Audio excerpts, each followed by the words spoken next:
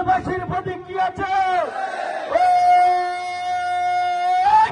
বলো আরো জোরে, জোর হলো না, আরো জোরে। আমার মুসলমান ভাইদের আসসালামু আলাইকুম, হিন্দু ভাইদের মা বোনদের আদাব। আপনারা ভালো আছেন? লাড়ুজি ইউনিয়নবাসী ভালো থাকতে হবে, সুন্দর একটি বাংলাদেশ গড়তে হবে, আমাদের প্রত্যাশা পূরণ করতে হবে, বাংলাদেশটাকে একটি সুন্দর রাষ্ট্রে রূপান্তরিত করতে হবে। পার্টির চেয়ারম্যান মনে করেছে যে আমাকে দিলে এই অঞ্চলে উন্নয়ন, এই অঞ্চলের অবহেলিত এই দুর্গম এলাকার মানুষের পাশে থেকে তাদের অধিকার আদায়ের সংগ্রাম আমাকে দিয়েই বাস্তবায়ন করা সম্ভব। 12ই ফেব্রুয়ারি নির্বাচনে জাতীয়তাবাদী দল অর্থাৎ বিএনপি যদি রাষ্ট্র ক্ষমতায় যায়, বাংলাদেশের মানুষের জন্য নেতা শ্রেষ্ঠ উপহার ফ্যামিলি কার্ড।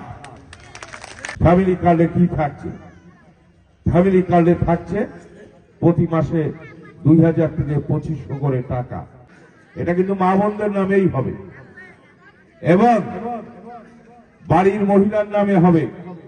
ওই মহিলা যদি মারা যায় ওই পরিবারের আরেকজন মহিলার নামে হবে। এটা কিন্তু বাতিল হবে না। শুধু এখানে শেষ নয়, প্রত্যেকটা কৃষককে একটি করে কৃষি কার্ড উপহার দেওয়া হবে। সেই কৃষি কার্ড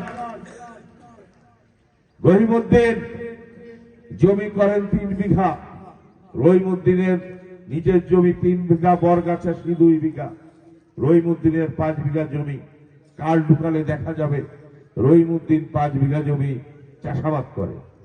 রহিমউদ্দিন 5 বিঘা জমির সম পরিমাণে বীজ ধানের টাকা পাবে, সারের টাকা পাবে, ওষুধের টাকা পাবে, সেচের টাকা পাবে। আমাদের এই অঞ্চলের 1-2টা রাস্তা ছাড়া সব রাস্তাগুলো জরাজীর্ণ অবস্থায়। ভিতরের রাস্তাগুলায় একটা অ্যাম্বুলেন্স প্রবেশ করতে পারে না, কারণ বৃদ্ধ মানুষ যদি অসুস্থ হয়ে পড়ে অ্যাম্বুলেন্স যে আনবে একটা রোগীকে, সেই অবস্থা আমাদের নাই।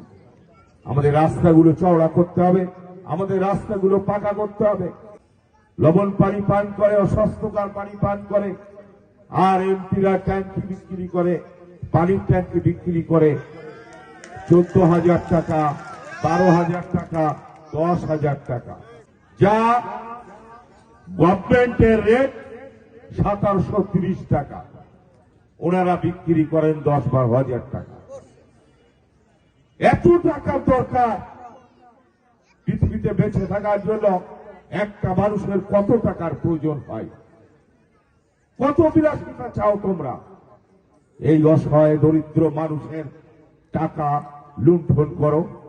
তারপরে যদি 500 লোকের কাছ থেকে টাকা নিয়েছ, 100 লোককে পানির ট্যাঙ্কি দিয়েছ, 400 লোকের টাকা মেরে খেয়েছ, এইগুলো চলবে না। আমি বলতে চাই 1700 টাকায় আমরা পানির ট্যাঙ্কি দিব এবং ঘরে ঘরে সেই পানির ট্যাঙ্কি আমরা স্থাপন করব। আমাদের খালগুলো খনন করে আমরা ফসল ফলাতে চাই।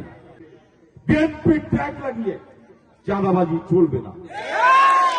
কোন হিন্দু সম্প্রদায়, মুসলিম সম্প্রদায়, ব্যবসায়ী কারোর উপর চোখ লাগানি চলবে না। আমার বাড়ি রূপসা উপজেলার শ্রীফুলতলা ইউনিয়নে, আমি ওখানে চেয়ারম্যান ছিলাম, 2 বার স্বর্ণ পদক পেয়েছি। আমার পিতা ছিলেন একজন স্কুলের প্রধান শিক্ষক, আমি একজন স্কুলের প্রধান শিক্ষকের ছেলে।